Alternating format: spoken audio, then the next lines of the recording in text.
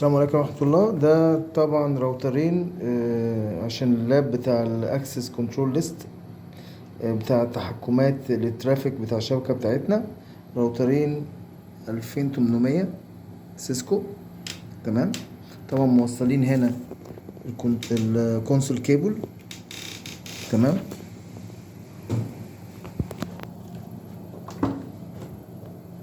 وموصلين وصلات السيريال عند سيريال 00 في الراوتر الاول، والراوتر التاني برضو سيريال 00.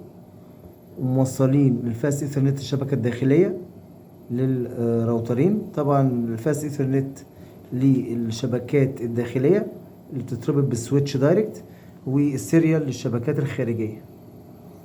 تمام.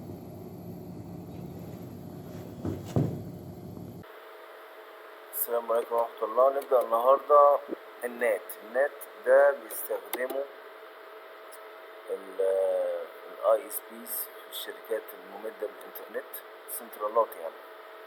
بتبقى داخل سنترالات ليها أجهزة زي الإسلام والستنجر، بتتوصل بالراوترات بتاعتنا أو المودمز. تمام. فازاي بتشتغل نظرية النات؟ نشوف. طبعا في 3 انواع من النات، في ستاتيك نات، في دايناميك نات، وفي اوفرلود نات اللي هو بيتسمى بالبات. فهنا مثلا الاي بيهات الداخليه بتاعت الشبكه الداخليه بتاعتنا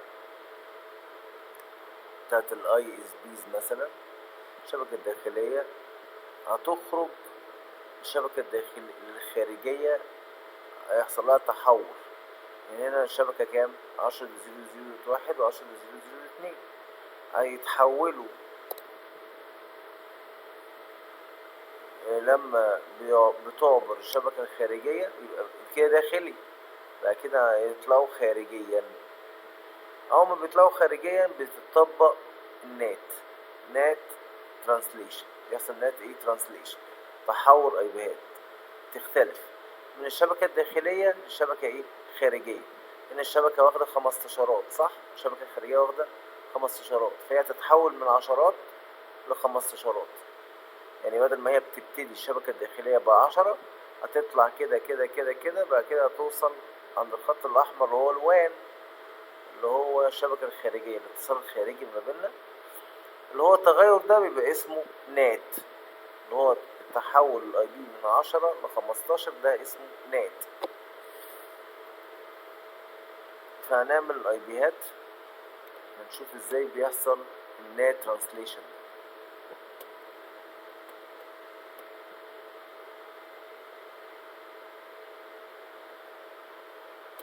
طبعا نفس هنعمل ما بين الراوترين ريب بروتوكول. طبعا عملناهم اللي قبل كده. هنعمل ريب ما بين الراوترين، الراوتر الاول والراوتر التاني، عملناهم في اللاب بتاع الاكسس كنترول ليست، وعملناهم في الراوتنج بروتوكول. مش عايزين نضيع وقت فيهم.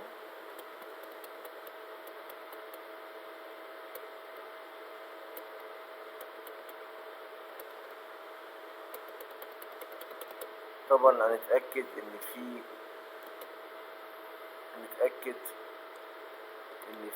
ريب ما بينهم. نعمل شو اي بي روت، يبقى كده فعلا في ريب ما بينهم، ريب بروتوكول ما بينهم.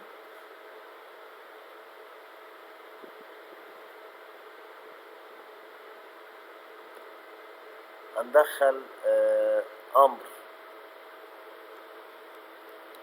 هندخل config terminal اي بي نت، يعني هنعمل تحول الاي بي انسايد. يعني مثلا دي الشبكة الداخلية بتاعت الاي اس بي في السنترال، ونعمل لها تحول بنوع من انواع السكيورتي. حتى بتتصل بالشركة الاي اس بي يدوك رقم معين، ده هو اللي لازم تدخله جوه السويتش او المودم بتاعت البيت عشان تلقط خدمة. فده من من التطبيقات بتاعت النات. اي بي سورس ستاتيك، يبقى نوعه ايه؟ ستاتيك ثابت مبيتغيرش. 10 0 0 1 هيتغير ل15 0 0 11. ماشي. هندخل، قال لي هنا ايه؟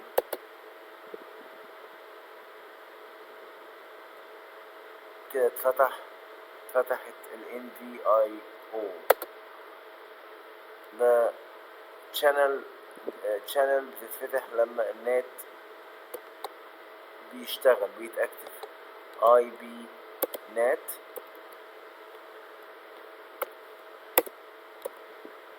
inside source static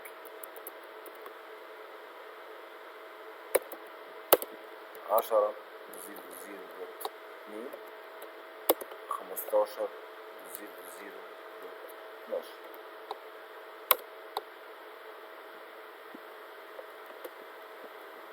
بعد كده هندخل الشبكة الداخلية بتاعتنا.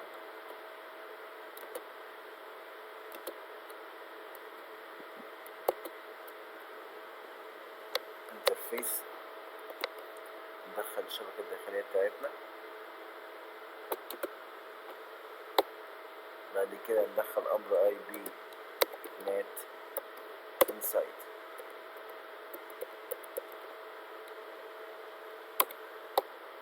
كده دخلنا الامر بتاع الشبكة الداخلية. ندخل الشبكة الخارجية بتاعتنا.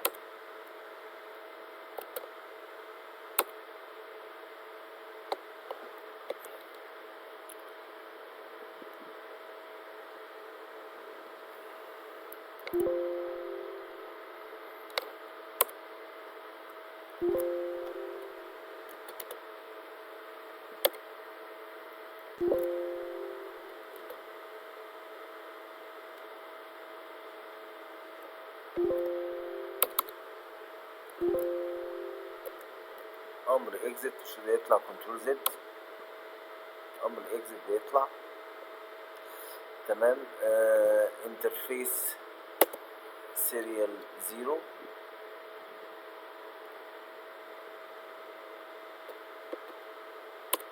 كده دخلنا. هندخل IP NET outside. كده دخلنا نقطة الدخول ونقطة الايه؟ الخروج.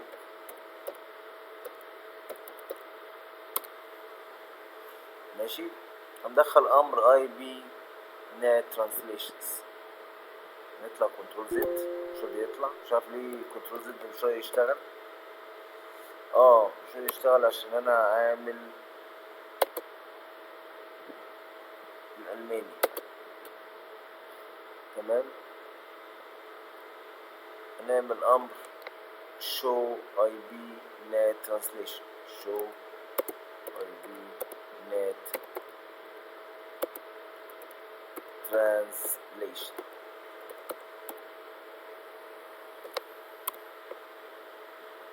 المفروض تخش امر الشو. ممكن يشتغل في الكونفيج لو دخلنا دو، غير كده بيشتغل في البريفليج بس. ده كده دي الشبكة الخارجية. تمام. الشبكة الداخلية كده بقت ايه؟ خارجية جلوبال. انسايد لوكال اللي هو يعني شبكة داخلية بقى جلوبال خارجي 15.0.0.1. الشبكة الداخلية اللي هو الاي بي ده اتحول لايه؟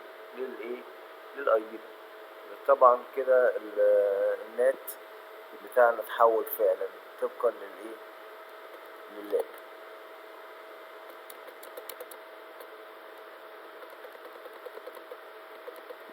ديباج اي بي نت. نعمل ديباج.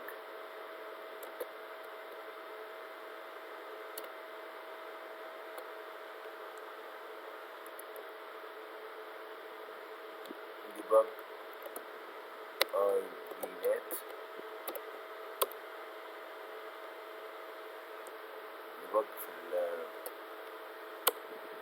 البريفليج.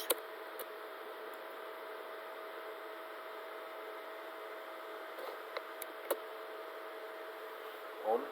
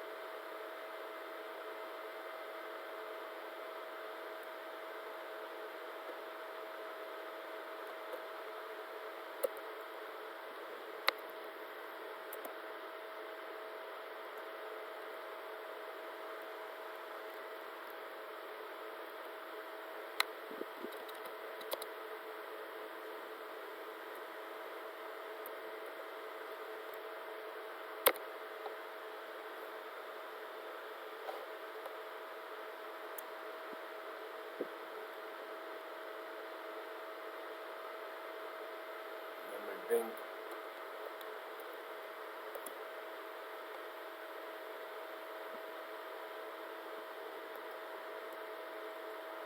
خمستاشر 0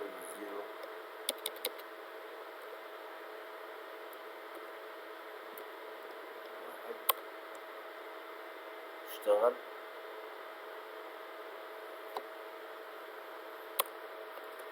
تمام. نبتدي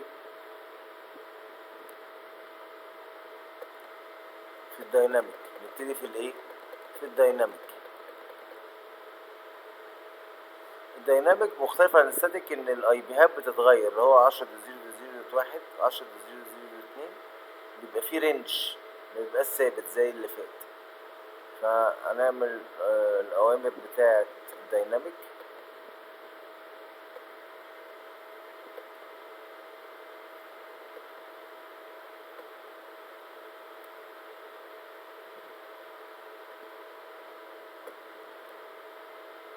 هنكتب الرينج اللي هو عمله لنا، رينج الاي بيهات بتاعت الدايناميك.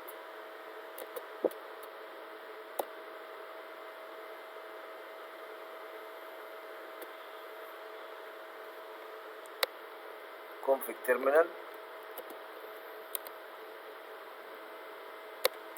IBNet pool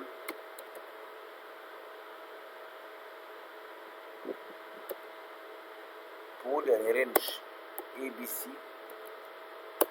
15.0.0.41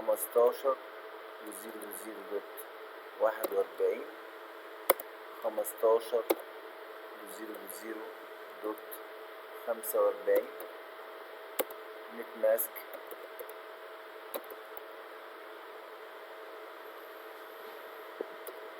نت ماسك 255.0.0.0. تمام. نشوف الايبيهات مظبوط.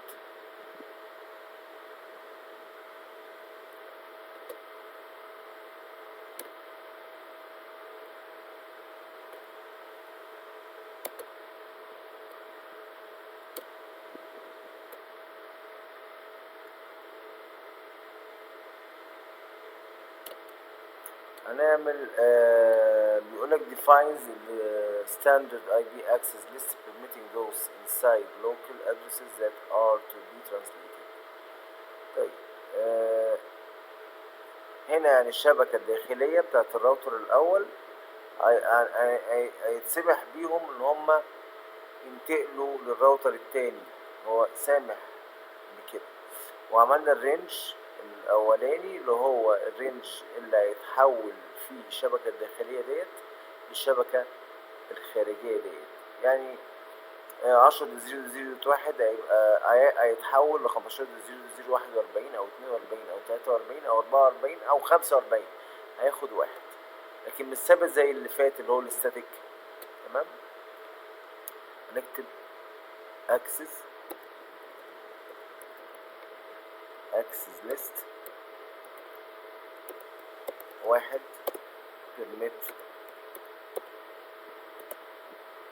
10.0.0.0 ونعمل wild mask cards اللي هو معكوس السبلت ماسك. هناخده في النظر ان شاء الله.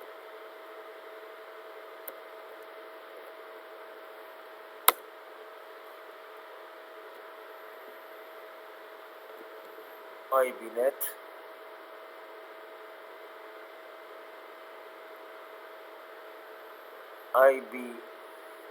inside source list 1 pool ABC.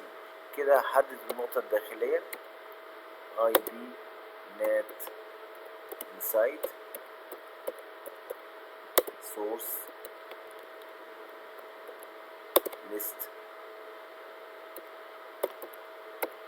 1 pool ABC. كده هو بيحدد النقطة الداخلية بتاعت الشبكة بتاعتنا.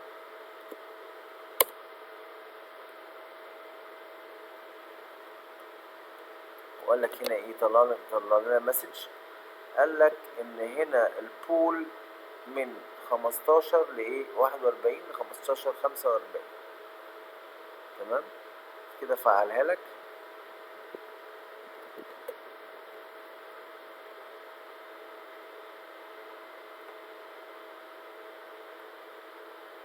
هنبتدي ندخل نقطة الدخول ونقطة الخروج.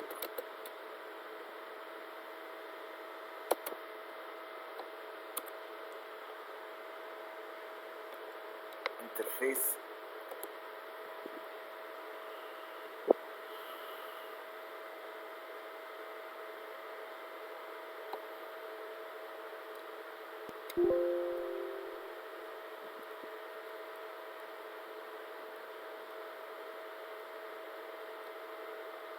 انترفيس 00 دخلناه. اي بي نات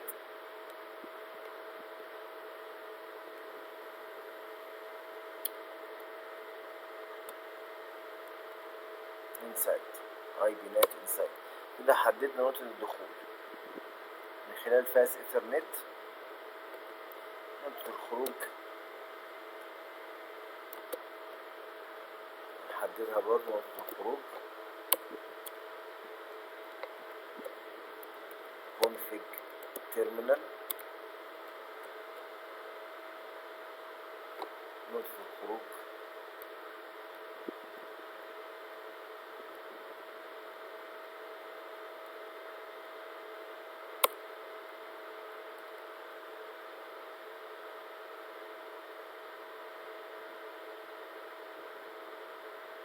اي بي نات اوتسايد. كده حددنا نقطة الدخول ونقطة الايه، الخروج.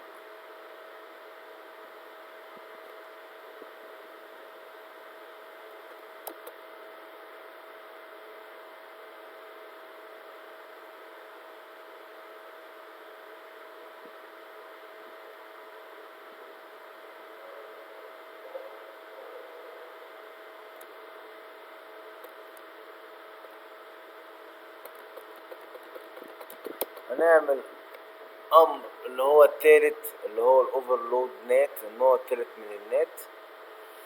هيبقى كرنج اكبر، يبقى رينج اكبر اللي هو 200. هنا عامله 200 بورت، يعني لو شبكة داخلية هيبقى فيها اكتر من 200 رينج دايناميك بورت. ندخل الاوامر.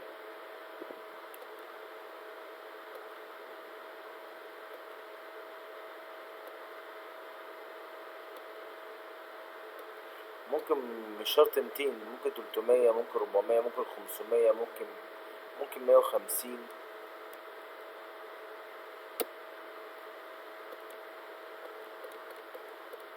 ندخل الأوامر.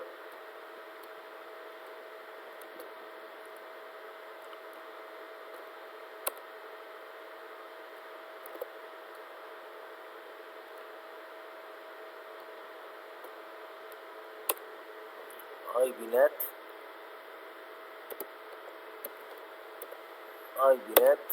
بول اي بي سي بول يعني الرينج. بول معناها الايه، الرينج. اي بي سي 15 0.0.200. ده الرينج الايبات الداخلية تتحول ليها خارجيا عند النات، عند الوان نتورك. 255 0.0.0. ايه الغلطة؟ المفروض config terminal. انا كتبت الامر ده في البريفليج.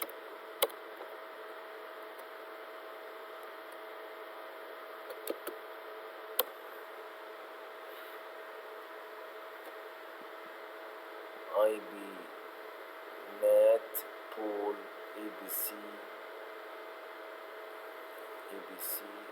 15. او المفروض كان يتكرر مرتين، انا عملته مرة واحدة، هو ده الغلطة. 15 ل0.0.200.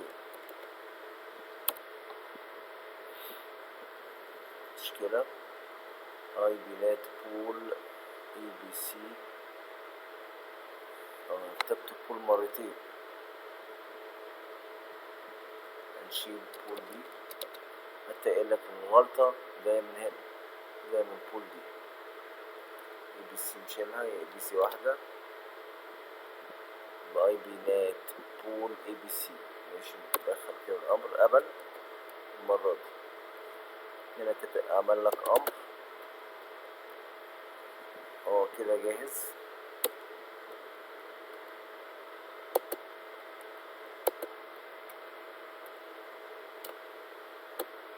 كده هيدخل الشبكة الداخلية access list 1 permit 10 0.0.0 كده 0.255.255.255.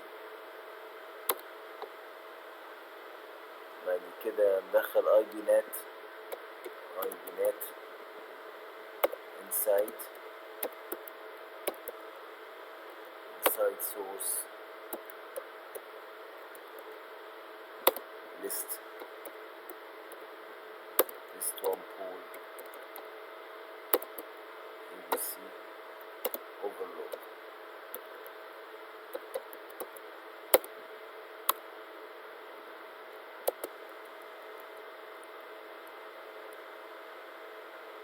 هندخل الشبكة الداخلية اهو كده اهو، لقط كده الايه، كده النات اوفرلود اهو كده اشتغل.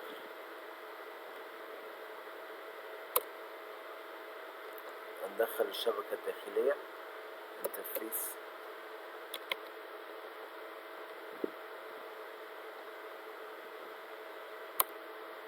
اي بي انسايد اي بي نت انسايد.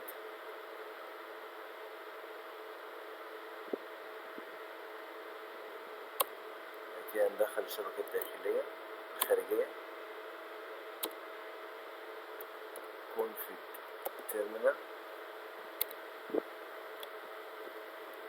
الشبكة الخارجية.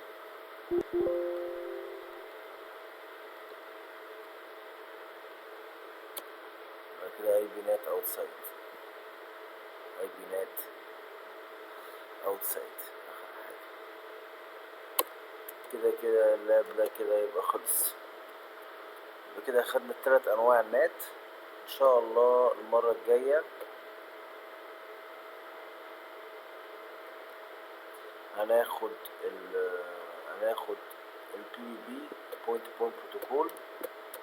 طبعا احنا خدنا الفريم. المرة الجاية ان شاء الله ناخد ال PVB. السلام عليكم ورحمة الله.